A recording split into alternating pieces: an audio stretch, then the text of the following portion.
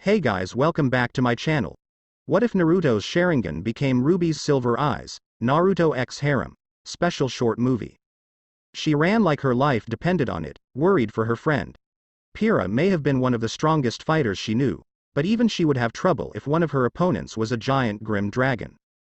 Thankfully she managed to reach the top without interference. She looked at the destroyed room, just as Cinder shoots an arrow through Pyrrha's chest. Ruby couldn't move due to shock, but luckily, Cinder didn't notice her.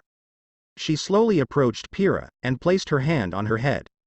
Ruby watched in horror as Pyrrha's entire body incinerated, turning to ash in a matter of seconds, scattering to the wind, the only thing left of her being her shield, sword and a few pieces of armor. Suddenly, Ruby felt her head throb, before a searing pain surged in her eyes. Pyrrha! She shouted as white energy flowed from her eyes. She heard Cinder and the dragon scream before everything went white. Everything was ringing in the blank, white expanse. There was nothing, just nothing. But then there was something. A voice. It's all right, Ruby, I got ya. Uncle Kirao? But then it was the ringing again. Then, finally, more sounds. Radio static. A sigh. Nothing. Ruby's dad, Taiyang. Turn it off. No point with the CCT out. Uncle Kirao again. The static stopped. Communication is down across the entire kingdom, we can't get word out. Not alone there, no one else can either. Complete global communications blackout. Another sigh. And Ozpin's still missing. Have you found any sign of him? Found his cane, nothing else yet. Look, Tai, with the state the tower is in, well, maybe he got out, but I don't have high hopes. A pause. A long one. This is bad, Kirao. Yeah, this is bad. Suddenly, Ruby was staring at a ceiling, wearing gray pajamas. Birds are tweeting and sunlight is streaming onto the wall behind the bed's headboard. After a few seconds, she looks over to see her father asleep in a chair. She sits up and sighs quietly, causing Taiyang to stir awake. Ruby! He yells as he gets up and runs to kneel by her bed. You're awake. What happened? She said, groaning in pain. Her head hurt. Taiyang was silent for a bit, only staring at her. Dad? Taiyang seemed to snap out of his shock as he blinked. Oh, your Uncle Kirao found you, unconscious. Taiyang explained. He got you out of there, though, and brought you home safe. Ruby looks down in thought for a split second, then looks at Taiyang. Wait. Yang, is she all right? She asked in a panic. Relax. She's in the guest room so she can have privacy. She's gonna be all right. I think it's just gonna take some time for her to get used to things. She's too strong to let this stop her. He covers his eyes for a moment, sniffling, then looks up, smiling. I'm just glad to have my girls back at home. She gasped. What happened to the school? And Vale? Were they able to clear out the Grim? She asked. Things at Vale are under control, but the school, it's not that simple. That thing, whatever it is, doesn't seem to be dead. Don't get me wrong, you did a number on it. But it's not disappearing. It's kind of frozen. I know that doesn't sound too bad, but it keeps attracting more Grim to the school. Taiyang explained, confusing her. Ruby tilts her head. I did. What? She asked. You said I did a number on it. What do you mean? She asked again. Taiyang sighed. Look, that's not important right now. We can talk about it later. Things are just, kind of a mess. It's always a mess. Ruby and Taiyang looked to see Kirao suddenly standing in the room, near the door. Mind if we have a minute? Kirao, don't you dare, Taiyang started. Kirao said with a stern tone, please.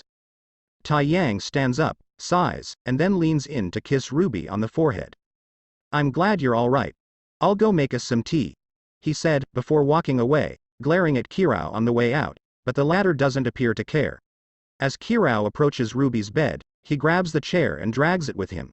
He then spins it around to face the bed and sits in it with a significant slouch, crossing one leg over the other. So, how you feeling? He asked. I kind of hurt, all over, she said before groaning. Especially my head. Kirao chuckled. That makes sense, after what you did, he said, crossing his arms. You guys keep saying that. Ruby snapped. That I did something. What are you talking about? Kirao uncrosses his arms and legs, leaning forward in the chair. What's the last thing you remember? I ran up the side of the tower, and when I got to the top, she gasps, sadness in her eyes as she remembers what happened. Pyrrha, is she? Kirao looks down. She's gone. He said, a bit too blunt, but it's better than just dancing around it. Ruby feels tears forming in her eyes. I got to the top. And I saw Pyrrha, and Cinder. She grips her blanket, tears falling onto it, and then everything went white. Anything else? Kirao asked. I remember, Ruby said, wiping the tears from her eyes, my head hurting. Does anything seem odd to you? Kirao asked. What do you mean? Ruby asked, once again confused. Do you feel anything different? Does anything seem weird to you? Kirao asked. Ruby looked around the room. Now that you mention it, everything looks kind of gray. She asked. Not literally, but some things seem to lose color, if that makes sense. And my eyes keep burning a bit. She wiped them a bit, as if to ease the pain. Kirao sighed, before reaching for a handheld mirror on the nightstand and showing her reflection. This might help. What are you? Ruby stopped as she looked at her face. Or more specifically, her eyes. They were still silver, but they seemed to have lost their glow. She couldn't even see anything reflected on them. Around her pupil was a singular, black circular line, and around that line was a singular comma. What is this? Kirao was silent for a while. The night you met Ozpin, what was the first thing he said to you? Ruby was confused and panicking. I don't know. I think it was something about silver eyes. Kirao finished for her. What does that have to do with anything? Ruby asked. What is going? What happened to my eyes? Is this permanent? Kirao placed his hand on her shoulder. Ruby, breathe with me, he said, and Ruby took a few calming breaths. Now, close your eyes and imagine you're turning off your semblance, only instead of the entire body, only focus on your eyes. Ruby did as he was told, and as she opened them again, she was relieved to see her eyes were back to normal. Uncle Kirao, what was that? You're special, Ruby. Kirao answered. And not in the daddy loves his special angel kind of way. You're special the same way your mom was. Remnants full of legends and stories, some of them true, some made up. But there's 1 ounce told me from a very long time ago. Back before huntsmen, before kingdoms, it was said that those born with silver eyes were destined to lead the life of a warrior. Mom also went through this? Ruby asked. Kirao chuckled, reminiscing of old times. Yep. One glance from her and a horde of Grimm just turned to ash. Saved my asses a bunch of times, he said. Then, you think that I might be? Kirao chuckled. Well, a giant monster is currently frozen on top of Beacon Tower. And you're here, safe in bed. He gets to his feet and walks over to a window, leaning on the sill and staring outside. Ruby realized something. Wait a minute. How did you know what Ozpin said to me, the night we met? Because he told me. All those missions I go on, all the times I'm away in some far-off place, it's been for Ozpin. But he's missing now. Something's been set in motion. With Oz gone, I'll have to pick up where he left off. Ruby clenched her fists. Then what can I do? If I'm so special, then I can help, right? Maybe you can even train so I can use my eyes. No. Ruby was startled by Kirao's sudden shout. Kirao never once shouted at her. She had also never seen her uncle looking like that. Looking so scared. Realizing what he did, Kirao sighed. Sorry kid, I didn't mean to shout like that. Yes, those eyes are very powerful, but it can just as easily be a curse. He explained. I don't want you to rely on them and get censored because that could easily get you killed. But, Ruby was still persisting. Promise me you will only use them as a last resort, Kirao said. I promise, Uncle Kiro. She said, a bit sad. Kiro nodded. Besides, you really want to help. Get some rest. You're in no condition to go anywhere right now, he says as he heads towards the door. Besides, our enemy's trail leads all the way to Haven. That'd be quite a trip for a pipsqueak like you. Catch y'all later, kiddo. He winked at her before leaving. Ruby sits alone for a while. She looks at the window that Kirao looked out of, then stares at herself in a mirror hanging on the wall across from her bed. I should check on Yang. Kirao walked downstairs to the living room, seeing Tai Yang crouching on the couch, a cup of what he hopes is tea. What's the status? He asked. Kirao took out his flask and took a small sip, Well, she has only awakened one Tomo, so we shouldn't be too worried about her changing anytime soon, he explained. Tai Yang sighed. Why her, Kirao? He asked. I can't go through this again. Kirao pointed his flask at Tai Yang, eyes narrowed. Hey, I have been warning you since the day she was born that this was going to happen, especially after Summer died. But it went one ear and out the other with you. I thought she just inherited the color, not her power. Tai Yang interrupted. In 15 years, Ruby didn't show a single sign of the silver eyes. Even when Yang decided to be reckless and look for Raven, she didn't awaken the silver eyes. That's because I swooped in at the last second, and you should count yourself lucky I did, because you would have lost at least one daughter that day, one way or the other, Kirao answered. Now what do we do? Tai Yang asked, running his hand through his hair. I have to pick up Oz's slack, so I have to go soon. You need to keep a close eye on your daughters, considering Yang is in a very fragile state at the moment. I warned Ruby to only use her eyes as a last resort, and I want you to make sure she doesn't train them in the meantime. With luck, we don't get to the second Tomo. I would be happy if she didn't use them in the first place, Tai Yang muttered. We lost that luxury after Oz's death, Kirao commented. Do you think, Tai Yang started, she will turn out like Summer did? Kirao was quiet, memories surfacing. Memories of a girl in a white cloak with an axe, both covered in blood, looking at him with a smile on her face and blood dripping from her eyes in an odd pattern. Gods, I hope not, he said. Half a year has passed since the fall of Beacon. There was no point for Ruby to return to Signal, given the fact that she had enough experience to graduate, but she did say goodbye to old friends from her old class who went to other schools in other kingdoms. Yang spent most of the months healing and getting used to one arm. She mostly stays in bed and doesn't leave the room, only for meals in the bathroom. It's not like she's isolating herself from them, since she talks with Ruby and their dad when they are the ones starting the conversation, but she mostly shuts herself off from the world. It's obvious it would take a while before Yang could go back to the way she was, if that was even possible in the first place. Ruby, in the meantime, got to work. During the whole time, she practiced with Crescent Rose under the observation of Tai Yang, who was also training her in hand-to-hand combat, something she realized she desperately needed. She also got some upgrades in the form of dust bullets, having a magazine for each element. Her dad also got a bit overprotective, which she can't blame him given recent events, but it seemed like he was focusing more on her rather than the two of them. Ruby wasn't stupid. It was because of her silver eyes. She activated them once, going against Uncle Kirao's wishes, and nearly gave her dad a heart attack once he saw them. Why was it so wrong to use something that she was born with? Not to mention, it may be one of the few connections left she has with her mom. She didn't understand, and her dad was tight-lipped about it anytime she asked. She also got info on what happened to the rest of the teams. Team CRDL went dark, disbanding after the attack on Beacon being a wake-up call for them. While Ruby didn't like them because they were the textbook definition of bullies and racists, she still felt bad for what they had to experience. Team CFVY went to Shade Academy in Vacuo. Atlas wasn't their style, and given Mistral treatment of Faunus, they didn't go to Haven, so Shade was the only option they had left. She couldn't find any info on Team SSSN, which worried her a bit. Team JNPR stayed at John's place, which luckily was also in Vale, only far away from Beacon. Ren and Nora didn't have a place to stay, and John's family was more than happy to welcome them. It's obvious the last thing the team wanted was to be separated. And a team is exactly what Ruby needed as she contacted them about her plans. Again, Ruby wasn't stupid.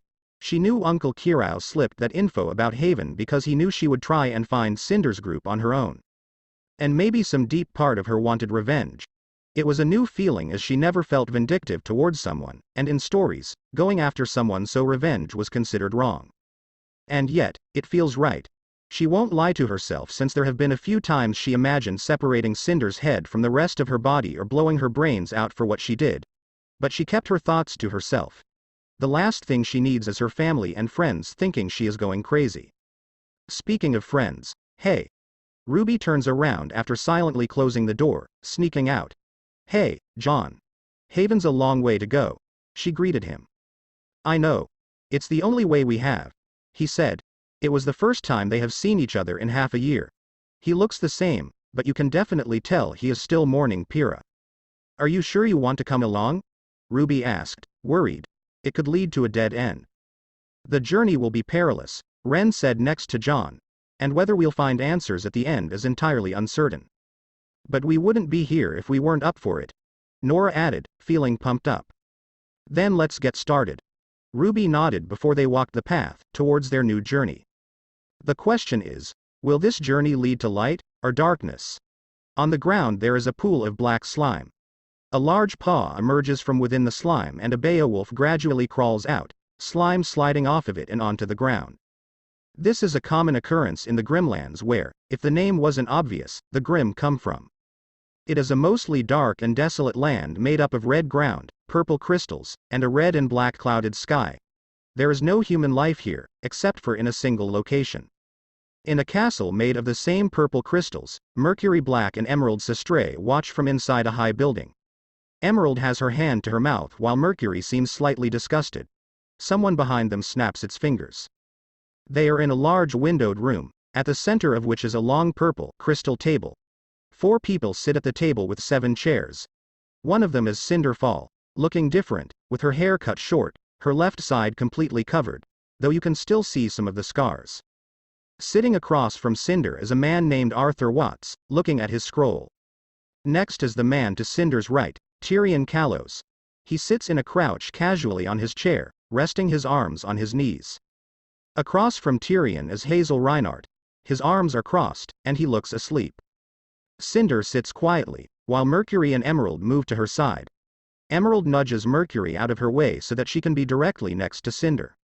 Yes, please keep your posse in check, Watts said tiredly. Mercury grunts and makes a move toward Watts, but Emerald holds him back. You hear that? Silence. Watts continued to mock. I've half a mind to thank the little girl that bested you. If I were you, I'd hunt her down. Tyrion added, snickering as if what he said was hilarious. Find her and, well, she took your eye, didn't she? Cinder only stares at Tyrion while he cackles at her. Cinder tries to speak but only manages to make quiet exhaling noises. Emerald leans in to hear her. Watts rolls his eyes. Pathetic. Why did you even? Watts is interrupted by the sound of a heavy metal door being unlatched. The doors open and everyone stands just before as Salem enters. She glides alongside the table with soft footsteps before reaching the head of it, jewels jangling from her hair. Salem stops, facing away from them and toward a candle and crystal display. Watts. She spoke, calmly. Watts straightens, looking toward her. Salem turns to look at him. Do you find such malignance necessary? She asks as she gestures for all to sit down. I apologize, ma'am. I'm not particularly fond of failure. Watts defended himself. Then I see no reason for your cruelty towards young Cinder. She's become our fall maiden, destroyed Beacon Tower, and most importantly, killed dear Ozpin. So I'm curious, to what failures are you referring?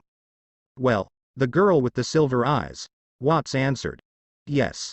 We've dealt with their kind before. Hazel answered. How is it that a novice was able to slip through our grasp and best one of us? My thoughts exactly. Even without her new power, it should have been effortless. Watts added. It is because of the maiden's power. Salem answered. Make no mistake, Cinder, you hold the key to our victory. But your newfound strength brings with it a crippling weakness. Which is why you will remain by my side as we continue your treatment. Cinder is unhappy about this and lowers her head. Emerald looks at her in sympathy. Mercury suddenly raised his hand. Excuse me. I have 2 questions, if you don't mind. He asked politely, which is something that Mercury would never do, but every part of his body tells him to not be rude to Salem. Yes, Mercury. Salem gestured him to continue. First of all, what is a silver eyes? Mercury asked. A silver eyes is one of the few things in this world that can truly harm the Grim. A single glance can be fatal, and that is only one of its basic functions. So you do not have to worry about being harmed by them, Mercury. Salem explained. If untrained, it can be a nuisance, only triggered by sudden spike in emotions. However, if trained, it can even rival a maiden's power, or if you are an expert, surpass it. Whoa. How do you get something like that?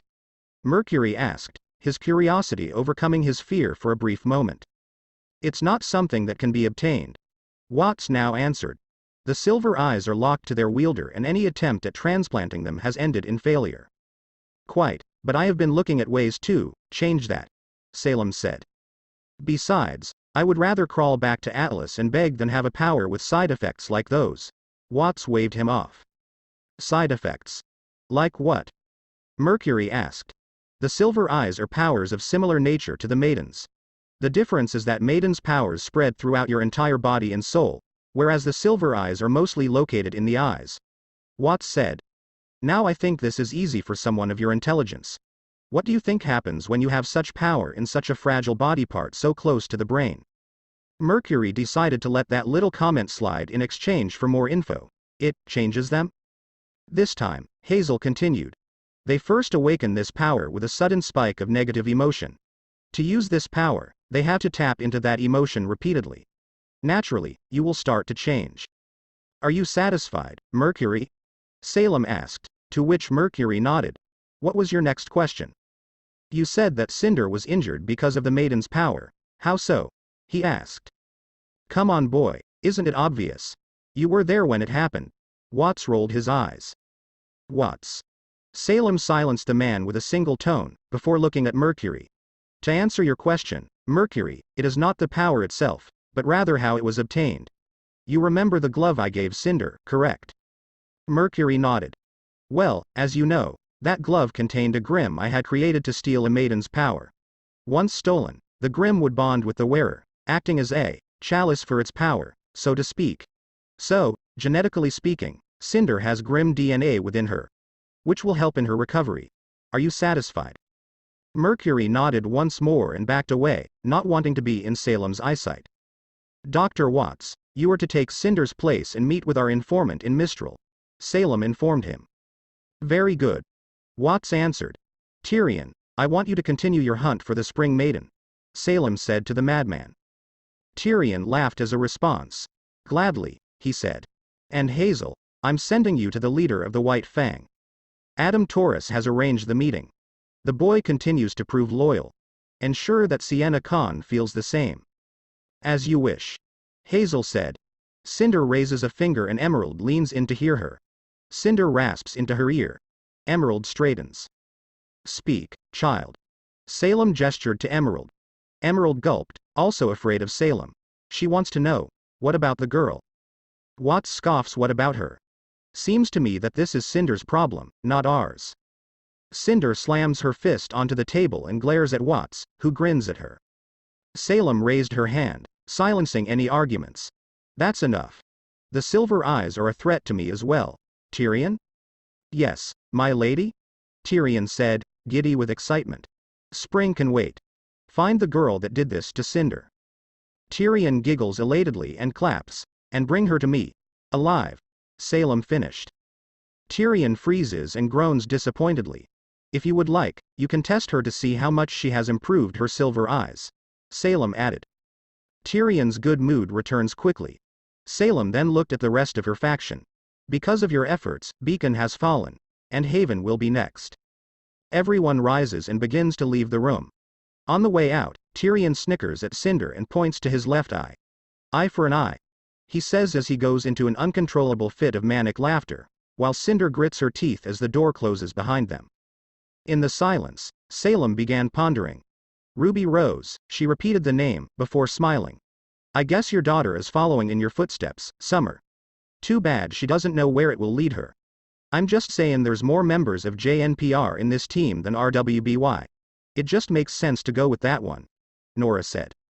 But, Junior isn't a color. Or at the very least doesn't imply one, Ren retorted. They were currently in the woods, waiting for something. Nora groans. How can I be more clear? Nora pulls out a paper and pencil from somewhere, and writes on it. She showed it to Ren, the words JNRR on it. She points to the first three. 1, 2, 3. She then points to the R, that's more than one. But we're helping Ruby with her objective. Ren said, grabbing the paper, writing the letters RNJR. Ren points to the first R, wouldn't that make her the leader? Guys. Ren and Nora turn their heads toward John, who is crouched and watching something. We need to focus, also, JNRR is way cooler. Exactly. Nora cheered. Ren goes to speak, but instead just groans. Suddenly, there's a rumble. It's here, John said. Be the bait, they said.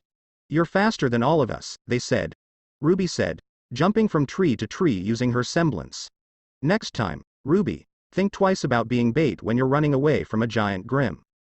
Behind her, a collection of floating boulders with a Grim mask moves the trees aside, clearly chasing her. She jumped off the trees and turned around, using crescent rows to fire at it, not making a lot of damage. But then, Ruby realized she just jumped off a cliff. Oh, crap Basky, she yells as she falls, crashing against tree limbs along the way. Ruby lands on her feet on a big tree branch strong enough to hold her weight. Guess I know why we need a landing strategy, she mutters before she uses her semblance to fly past the Grim, who destroyed the tree she landed. Let's get that thing off her, John said as he ran towards the fight. Ren jumps up into the trees. Don't forget me, Nora says as she pulls out Magnild and shoots it at the ground, propelling herself into the air with excited whooping. She lands right beside Ren in his branch. We need to draw its attention away from Ruby. Please do, Ruby said, flying past them as a stream of rose petals. Nora began shooting the Grim in the back as Ren hops around on branches, shooting it as well. The Grim tries to hit Ren, but uses this to run up its rock arm, flies into the air, and comes down upon the Grim, striking at it with the blades from Stormflower. Gotta get in closer, John says, trying to find a way to attack. Ren lands beside John. My blades don't hurt him, he stated. The Grim turns to the two of them. Crap, Nora shouted. How about this? Ruby yelled as she loaded a magazine with an image of a lightning bolt on its side into crescent rows. She uses her semblance to run in front of Grim and fire at its arm. Electric bolts encase one of the Grim's arms, but it does nothing. Ruby forgot that electric is weak to rock. The red lines on the arm glow brighter, and the Grim slams it into the ground. All are sent flying backwards, but Ren, Nora, and Ruby manage to land on their feet. John tumbles along the ground painfully until he hits a boulder between his legs and falls forward. You'll be fine without a weapon, he said. You're the strategist, he said. He groaned in pain. Last time I take advice from a blacksmith. That's it, Nora shouts as she runs forward, tossing Magnild into the air and transforming it into hammer mode. She jumps into the air and hits it, breaking its arm apart, but it manages to grab a large piece and throw it straight toward Nora. Luckily, Ruby gets between them and knocks it away. The Grim uses its other arm to strike at the two girls. John straightens and stretches and soon has to dodge a barrage of rocks. Hey! Be careful. A rock the size of his head hits him in the face and sends him into a tree. John lands in a crouch and shakes his head to clear the pain. Why do I feel like comedy relief right now? The Grim continually tries and fails to hit an evasive Nora. John stands up, leaning on a nearby tree, and looks up at the Grim as its armless shoulder gains a glowing red circle with a symbol of an eye in the middle. The circle spins, and then a black, elongated arm with clawed fingers emerges from it. The arm rears back. Uh-oh. The Grim shoves its new arm into the tree John was leaning against and lifts it from the ground. John begins running his arm as a tree. His arm as a tree. Big mistake. Ruby shouts as she spins crescent rows and loads another magazine into it. This one with imagery of fire on its side. She fires, and the flaming projectile swings around to the tree arm. John fist pumps, believing it to be destroyed. However, the Grim reveals the arm to be on fire. Big mistake. John shouted back. The Grim chases John, swinging the flaming arm at him. It misses twice, but then John falls. One of Stormflower spins through the air and makes a cut across the Grim's mask, making it fall. Ren lands beside John and catches his gun. Ruby and Nora come up behind their teammates. Okay, how do we do this? John asked, realizing they had time to take a breath and strategize. His body is too thick to break through, Ren added. It doesn't care about its body, plus it can keep grabbing new limbs, Nora said. But it keeps protecting its face, we can't break it, Ruby screamed. If we just knocked all of its limbs off at once and went for the, John said before his eyes lit up with an idea and he turned to face his team. Behind him, the Grim gets up. Guys, I got it. We hit it harder. That's it. Ruby asked, confused. Why does it feel like something Sun would say? No, seriously. It's trying to keep us from its face. If we kill the limbs, we'll have a shot to kill the whole thing. He explained clearly now. Alright. Come on, team, let's do this. Ruby said, with both Nora and Ren nodding. John began directing positions. Ren, left. Ruby, right. Nora, ready to try out the new upgrade. Nora nods and runs. Right. And I will. John nearly got hit in the back by the Grim, so he decides to do what he's been doing and runs. Ruby attacks the right side while Ren attacks the left. Meanwhile, Nora activates a mechanism that generates a current of electricity across the hammerhead of Magnild. John runs around to make himself a target, waving at the Grim. The Grim goes after John but switches targets as Ruby and Ren continue to attack it. Nora charges Magnild even more and braces her feet. Ready. She shouts to the group. Ruby lands next to John after another wave of attack. Use everything you've got. John yells out. Ruby uses her semblance to fly at the Grim, taking Nora with her, and the red and pink swirls go right for the tree arm. Ruby slices the tree in half, opening the way for Nora to hit the mask with Magnild. The rock body shatters, only the one with the main body remaining, and the Grim rises out of it and flies off. Ruby raised her scythe and shot it, destroying the Grim. John breathes heavily before posing with his hands on hips. Another victory for Team Janar. Silence fills the forest. Even the wind decided to be quiet, only rolling a tumbleweed. Yeah, okay. Ren, I think you're onto something. It's just not sounding great anymore. John said. Anyway, let's go back. Hopefully next time I will actually have my sword and shield. That fight would have been over with my silver eyes. That was the thought that plagued Ruby's mind every time they finished a Grim. She kept wondering how much faster the fight would have been if she used her new power. How much easier if she just activated them. But she doesn't because of her promise to Kirao. She almost broke it once and regretted it. Yes, she is curious about it and her connection with her mom, Summer, and how much more powerful she can get. But she also doesn't need them since she has John, Ren and Nora with her, and so far everything is going fine. But she can feel it. The urge to activate the silver eyes. She feels something in her eyes, something wanting to get out, like an itch she can't scratch. She ignores that dark part of her that is waiting for something more powerful than her friends to come along so she can use them. Instead she focused on her task, which was shaking hands with the town mayor. We truly can't thank you enough, he said. Just doing our job, sir. Ruby waved him off. That Geist had been plaguing our village for weeks. We were beginning to wonder if we'd have to relocate, he said. Well, we are on our way to Mistral. You could always come along with us if you don't feel safe, Ruby offered, looking around the town. People buying fresh produce from a cart, stand and chat on open balconies overlooking the roads, tend to their horses and generally go about their daily lives peacefully. The village has plentiful trees and green spaces and cobbled roads. Mayor, amused, chuckled. Ha! I take it you're not from these parts. Anima is a large continent. I'm afraid our people would never survive the long trek to Mistral. It may be safer in the kingdoms, but we prefer our way of life. I just wish we could pay you more. Our previous arrangement is more than sufficient, Ren said as the now dubbed Team RNJR bows respectfully before making their way to a blacksmith shop. A burly man with horns, most likely a Faunus, slams down a set of armor. There you go, son.